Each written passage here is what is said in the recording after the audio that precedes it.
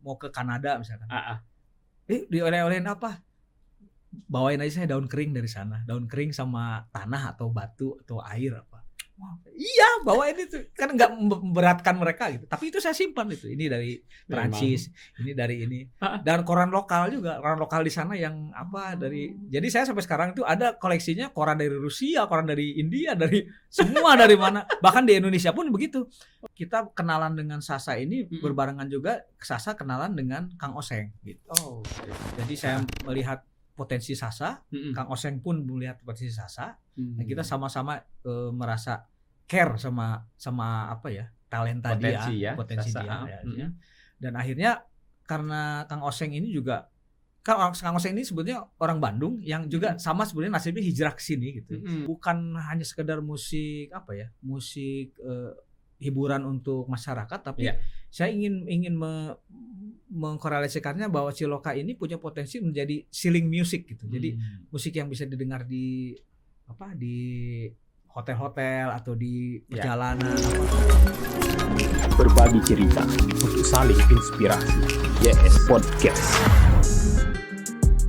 Saya Kang melihat saat ini sering bahkan mungkin latah ya.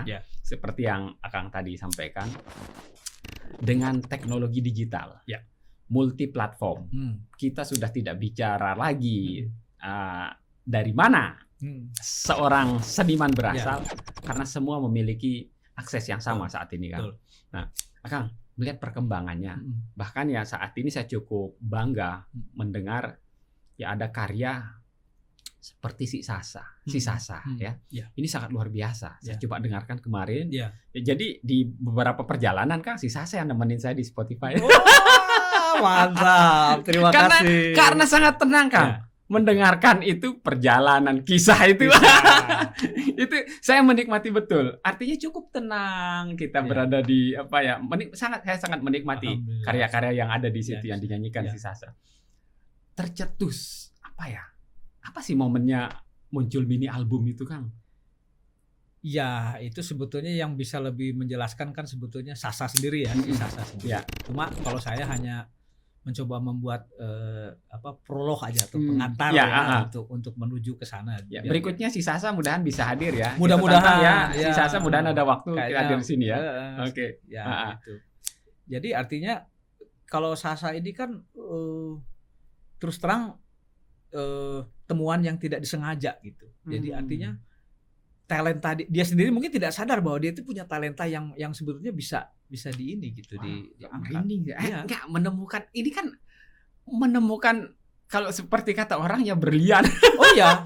Ini sangat luar biasa. Betul. Kayak nemu di mana Kang talent yang sangat luar biasa? Ya karena saya kan kebetulan di aktivitas saya di sini kan sekarang ini kan banyak dengan komunitas-komunitas dan sebagainya kan. Kita menemukan banyak generasi-generasi muda yang akhirnya kadang-kadang saya suka lupa diri gitu. Lupa diri itu artinya saya kan udah tua sebetulnya gitu. Jadi saya sebagai orang tua tidak tahu diri gitu. Jadi main-mainnya sama anak SMA, anak kuliah gitu kan. Ya, dan saya kebetulan kan juga sebetulnya saya punya komunitas atau aktivitas saya sendiri. Kalau saya sendiri, saya pribadi kan di tempat saya di Batu Layar di Batang Wiratan itu saya punya namanya RKM. Ya, sebelum RKM itu sebetulnya ada AJNF. AJNF itu Ari Julian and Folk. Jadi AJNF itu sebagai sebutan badan yang yang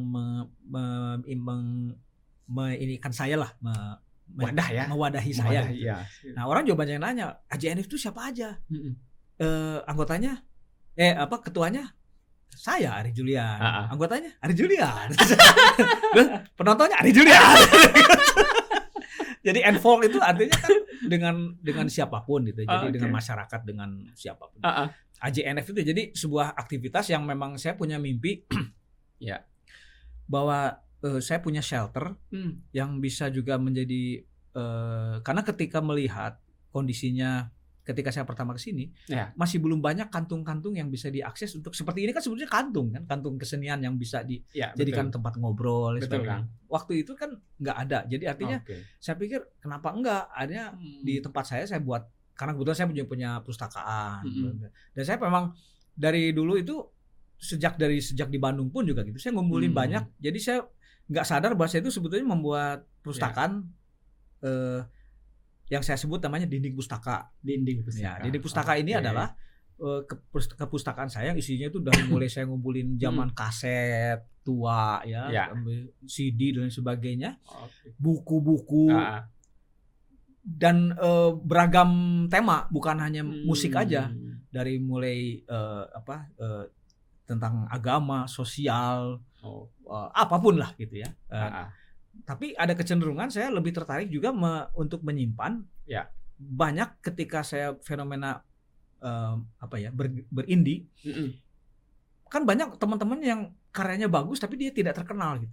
Betul. Nah itu tuh saya sayang ketika saya merasa penting untuk bisa menginventarisis mengarsip mereka gitu. Ya.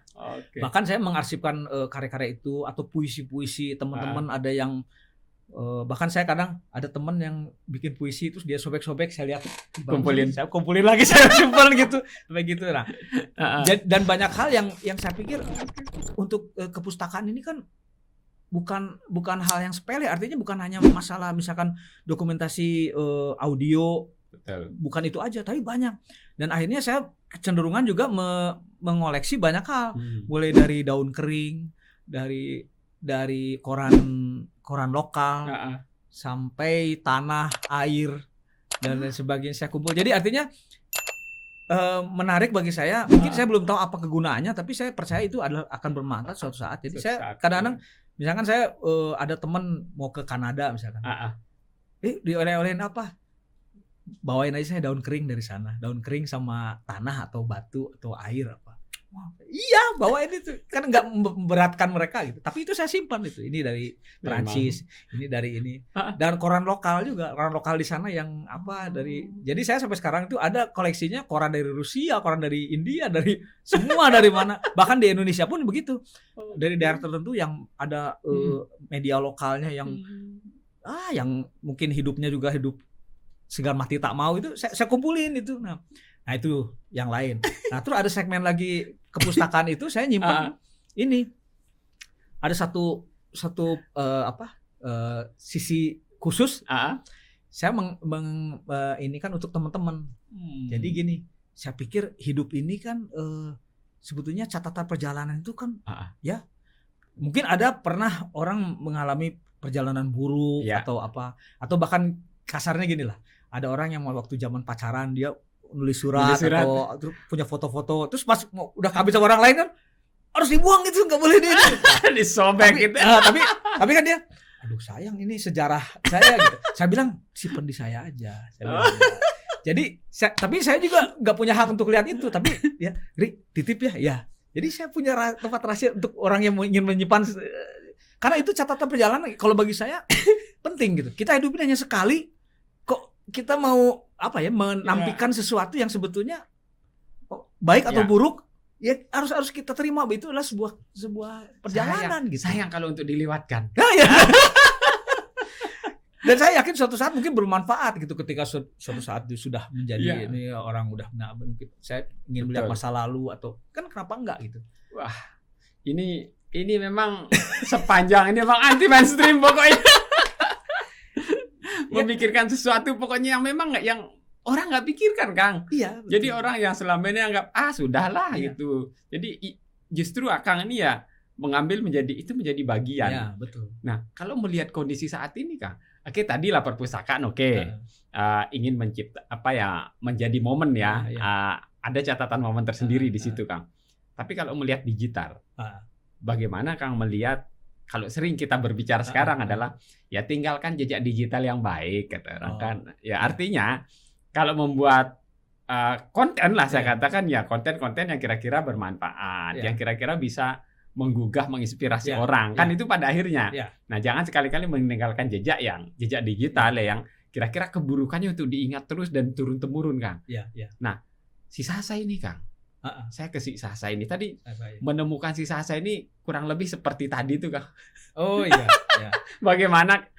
Ya kembali tidak sengaja. Kang ini tidak sengaja. Artinya ada momen tertentu yang pokoknya nggak sengaja deh.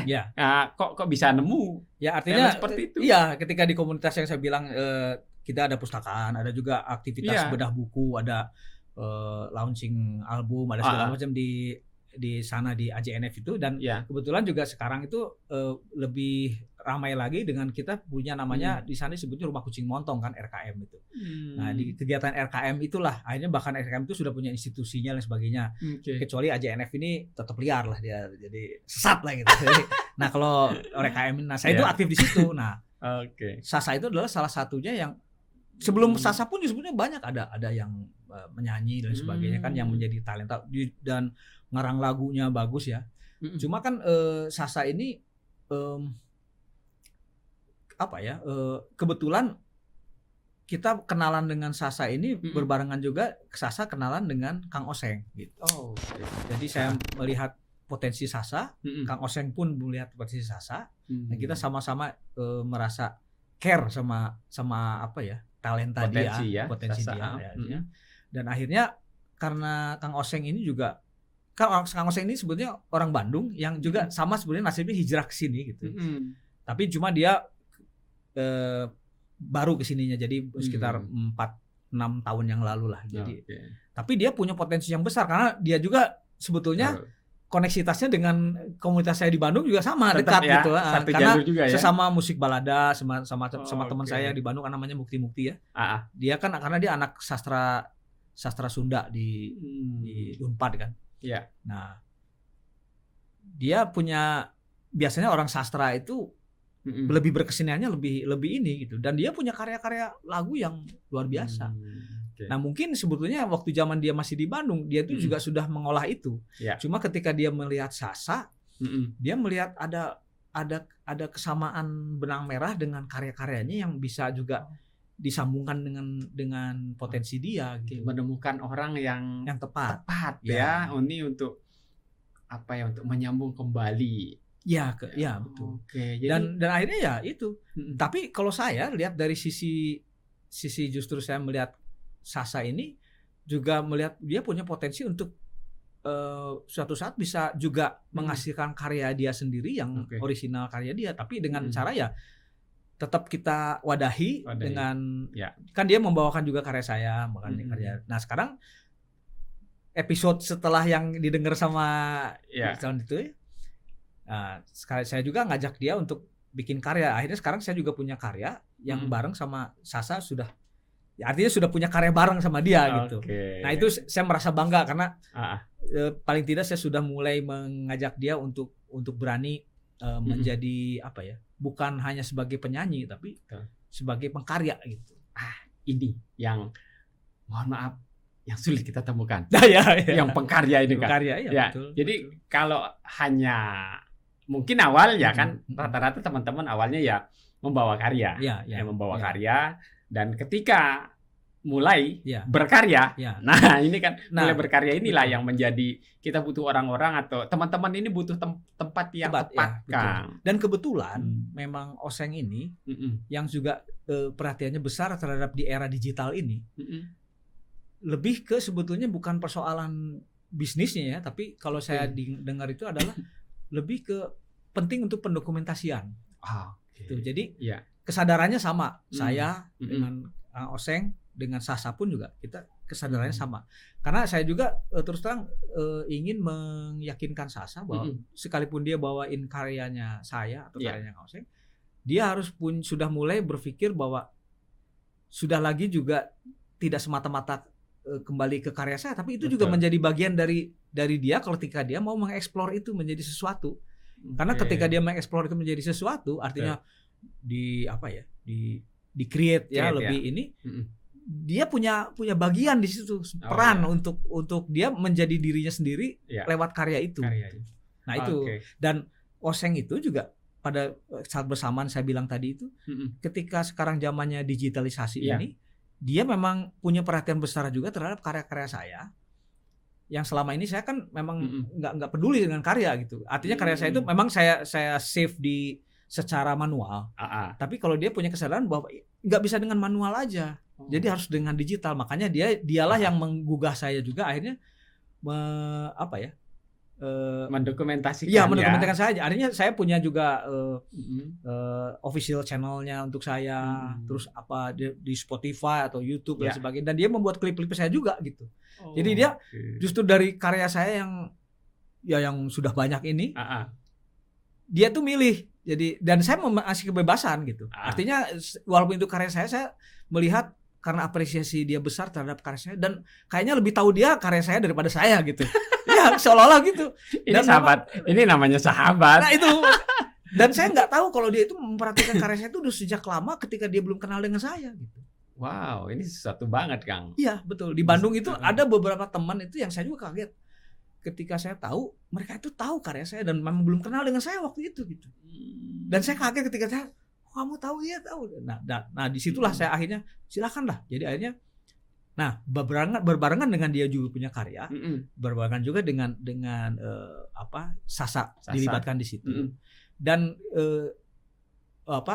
core utamanya selain pendokumentasian sebetulnya ada semacam kesepakatan yang kita buat antara Oseng ini kan Kang Oseng ini membuat namanya Room.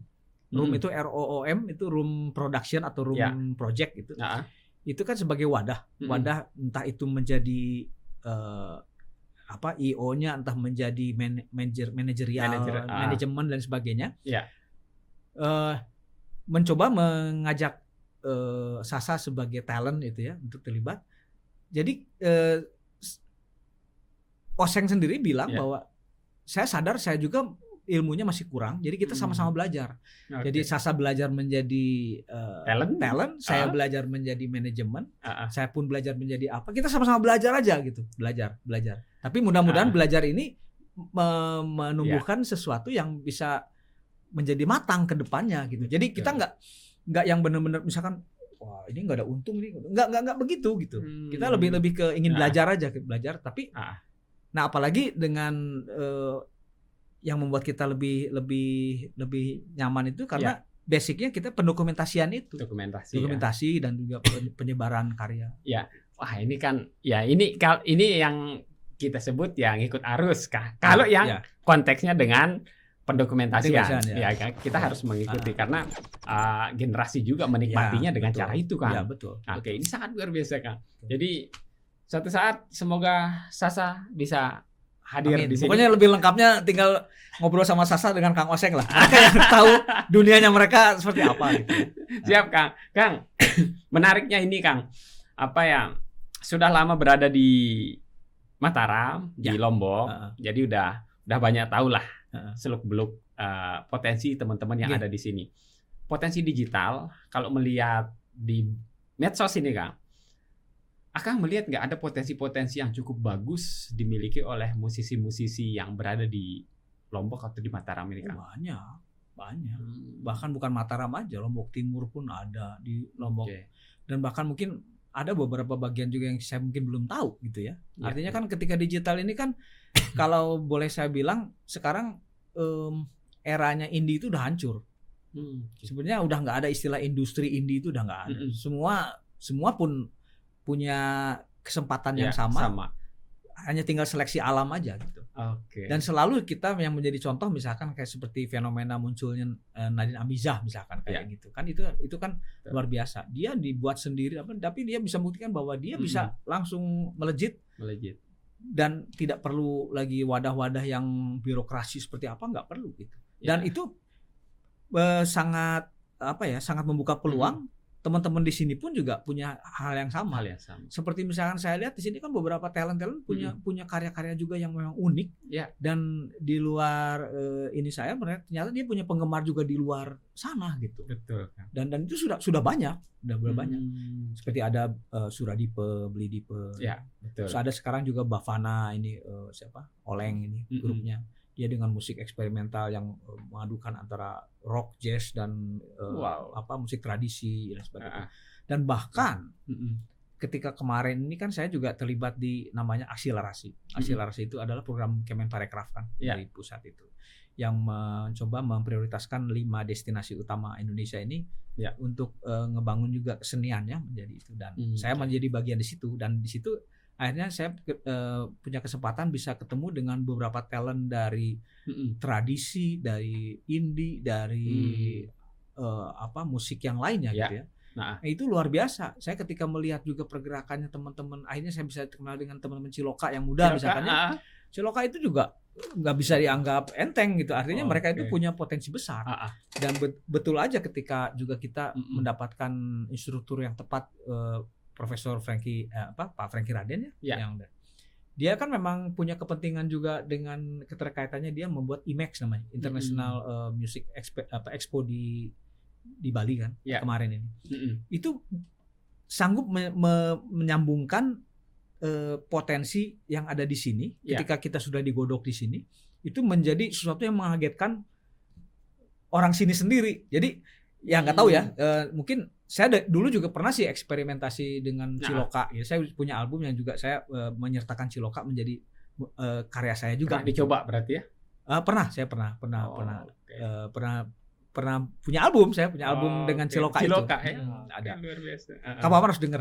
Itu unik. Soalnya si Ciloka itu menjadi bukan hanya sekedar musik musik hiburan untuk masyarakat, tapi saya ingin mengkorelasikannya bahwa Ciloka ini punya potensi menjadi ceiling music gitu. Jadi musik yang bisa didengar di hotel-hotel atau di perjalanan ada sebetulnya wacana itu kan. Nah, ketika akselerasi ini dipertemukan, Pak Frankie ini pintar dengan mencoba dia create teman-teman Ciloka ini untuk lebih mengenal juga. Jadi dia yang tadinya mungkin dia hanya mengenal kan dunianya mereka sendiri di sana dengan Cilokanya. Bahkan yang kecenderungannya lebih ke dangdut sebetulnya gitu kan. Tapi justru kita pengen juga ingin mencoba mengangkat lebih kuatnya Ciloka ini. Karena kalau dangdut kan gimana pun juga dia sudah bisa berdiri sendiri, sudah jalan, sudah diterima lah ya. Betul kan. Yang kita khawatir kan itu juga jadi masalah saya ketika saya mau mencoba riset tentang Ciloka ini. Yang sayangnya kan di kita ini masih kurang, misalkan kayak pencatatan masih belum ada dan dan sebagainya. Dan akhirnya saya sulit juga waktu itu menemukan sumber-sumber narasumber yang Ciloka bener gitu. Jadi kebanyakan sudah Ciloka dangdut karena bukannya memang itu untuk konsumsi mereka gitu ya. Tapi yang saya butuhkan adalah menjadi nyari yang original itu ya. Nah, kemarin ini tuh ya alhamdulillah akhirnya kita menemukan, dan ketika Pak Frankie itu juga memberikan pencerahan kepada mereka, melihat nih ada musik dari Brasil kayak begini, musik dari ini begini. Akhirnya mereka ditugaskan untuk bikin musik yang Ciloka tapi ada paduan-paduan modern gitu, musik-musik dari negara lain juga gitu. Dan ketika itu ditampilkan di IMEX yang di Bali itu kejutan. Jadi sampai saya aja waktu itu dikejar sama ada produser radio dari Spanyol, dia bilang pokoknya saya minta rekamannya dia mau saya putar di seluruh dunia katanya nah itu saya kabarin mereka. Akhirnya itu membuat kaget juga beberapa pihak yang mungkin tadinya ngelihat Ciloka sih kamu nggak bisa sekarang mungkin di sini gitu ya. Akhirnya bahwa nggak bisa menyepelekan itu. Jadi akhirnya potensi itu sebetulnya kan kalau dipegang atau dikelola dengan baik dan dengan wacana yang tepat, itu akan menjadi sesuatu. Dan saya melihat di sini masih banyak gitu yang bisa, terutama di tradisi ya. Tradisi. Saya seperti kemarin ini juga saya di podcast juga gini di Bandung. Ada temen itu dia itu pendirinya juga Burger Kill. Nah, tapi ternyata dia karena dia orang sastra, orang juga tradisi, dia itu membuat penelitian tentang karinding. Karinding itu kalau di sini genggong ya. Dong ya. Nah, di sana itu ada karinding. Sekarang di Bandung itu karinding itu sudah menjadi bagian dari musik underground, sudah menjadi bagian dari dan dia membuat buku penelitian tentang karinding dari seluruh wilayah daerah, dan bukunya segini. Saya dikasih buku itu, saya merinding ngeliat itu, dan saya lihat ke teman-teman, nih teman-teman harusnya bisa buat begini, ayo kita buat. Jadi artinya penting gitu di sini tuh harus dimulai berpikir ke situ gitu. Nah, yang sayangnya hal seperti itu kan dukungan, ya maaf kalau disebut dukungan dari para penentu kebijakan itu kan nggak ada di situ. Ya, akhirnya kita bisa melihat Kang siapa yang berpihak. Nah itu siapa yang merasa ini penting. Itu Kan? betul. Kalau merasa nggak penting ya mohon maaf ya. Iya. Singkirkan, nanti dulu. Nah gitu. itu akhirnya kita kan akhirnya terus terang ya sekarang ini kalau saya lihat terpaksa kita harus tetap mandiri. Artinya ya kalau memang nggak di-support ya kita tetap harus bikin perjalanan sendiri ini sendiri karena gimana pun juga kita nggak bisa berhenti hanya karena gara-gara nggak ada dukungan terus kita berhenti nggak bisa. Jadi konsep indie itu pada akhirnya mau bangun lagi nih. Tetap basicnya indie sebetulnya, independen itu ya. Dan bergerilya. Berkesenian. Kang, aduh sangat menarik sekali Kang. Jadi perjalanan panjang pada akhirnya kita ke potensi yang ada di sini Kang. Ini menjadi sesuatu hal kalau kita bisa sangat melihat dari sisi yang berbeda. Sangat. Nah, ini sangat unik sekali Kang. Kang, pesan buat anak-anak muda terutama di Nusa Tenggara Barat Kang. Bagaimana sebetulnya ikut merawat ini melalui seni. Boleh ke kamera ini Kang? Oh, siap. Ya. Pesan saya untuk generasi muda lah ya. Bahwa kita harus punya kesadaran bahwa kita punya potensi, punya kekayaan yang harus sudah mulai ditelateni gitu. Artinya entah itu dicatat, entah itu bahkan ketika zaman seperti sekarang kan di podcast begini pun penting gitu. Misalkan ada narasumber musik tradisi apa yang sudah langka dibuat menjadikan ada pendokumentasian itu kan penting. Nah, itu kan penting. Nah, di sisi lain terus bergerak untuk menyebarkan semangat untuk menggali dan mencatat dan mengembangkan itu. Karena jangan sampai nanti ketika kita sudah leha-leha ternyata orang di luar lebih memperhatikan besar dan kita yang kaget sendiri kok orang luar ya kita mau kemana aja kita kemarin ini kan gitu. Nah itu kan harus mulai berpikir sekarang bahwa kita harus bisa menghargai itu, mengapresiasi itu dengan tepat. Artinya kadang-kadang yang saya khawatir kadang suka ada yang orang juga sok tahu gitu, dia nggak tahu apa-apa tapi dia melestarikan sebenarnya seperti apa nggak tahu. Nah itu kan jangan juga sampai seperti itu gitu kan. Jadi mudah-mudahan generasi muda sekarang bisa yang lebih bertanggung jawab untuk hal-hal ke situ dan kita tetap optimis bahwa kita menjadi bagian yang penting untuk membuktikan bahwa kita ini bisa di sini. Artinya kalau selama ini orang selalu melihat serambinya kesenian itu di Bandung, di Jogja, sekarang kita paling tidak kita membuktikan bahwa di Indonesia Tengah Lombok itu bisa menjadi juga standar orang untuk melihat bagaimana di sini. Wah, keren Kang. Waduh, luar biasa nih bagi yang merasa langsung ditarik kupingnya nih Kang. Ayo pulang. Jadi sangat luar biasa. Kang, terima kasih sudah mampir di S Podcast, sangat luar biasa. Saya sebetulnya menunggu mungkin yang Ciloka. Mungkin nanti akan punya sahabat atau teman orang yang kira-kira tepat untuk bercerita. Boleh nanti kita bahas nanti alat-alat musik tradisional. Sebenarnya tujuan kita sama Kang. Oh, bagus. Jadi melestarikan, paling nggak menjadi sebuah obrolan. Iya, betul. Dalam rangka catatan digital untuk diketahui oleh generasi berikutnya. Itu. Betul. Dan itu pun juga sebetulnya di kita di RKM itu kita bikin namanya tapi semacam video YouTube ya. Kita bahas seni. Di bahas seni itu ya kita ngambil itu talent-talent yang apa gitu kita wawancara terus dia presentasikan apa. Wah, keren. Itu akan lebih semarak atau lebih lengkap kalau dan saya dukung ketika Bang Yusron juga melakukan hal yang sama tapi dengan caranya sendiri gitu ya. Jadi kita saling melengkapi lah. Jadi itu yang saya ingin dan banyak teman-teman yang lain pun juga seperti Blidipu kan dia juga punya podcast dan dia juga melakukan hal itu. Jadi kalau kita sama-sama bekerja sama semua untuk hal itu kan kita bisa lebih kuat itu. Ini yang memang kita inginkan sejak dulu Kang. Jadi ini kita saling support lah. Saling dukung. Intinya semangat kita sama Kang. Sama, betul. Ya ingin berbicara atau mendokumentasikan segala sesuatu dengan cara kita masing-masing Kang. Mumpung kita masih bisa lah. Siap. Nah, gitu. Semoga nanti Kang bisa kembali lagi duduk di podcast masih banyak dengan teman-teman yang pegiat seni yang lain untuk kita dokumentasikan secara digital seperti ini. Oke, sekali lagi terima kasih Kang. Terima kasih. Saya juga mohon maaf kalau ada hal yang kurang berkenan. Wah, keren. Luar biasa. Itu yang saya bahas dengan Kang Ari Gilian. Ini ada 2 part ya. Part pertama tadi bagaimana perjalanan Kang Ari sampai akhirnya ada di sini dan part berikutnya bagaimana melihat potensi lokal yang ada di sini.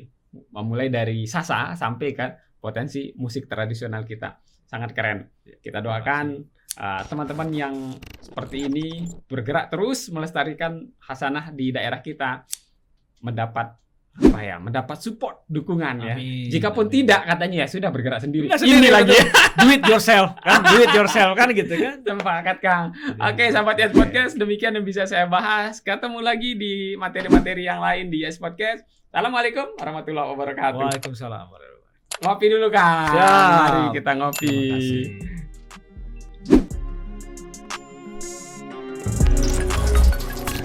Berbagi cerita untuk saling inspirasi. YS Podcast.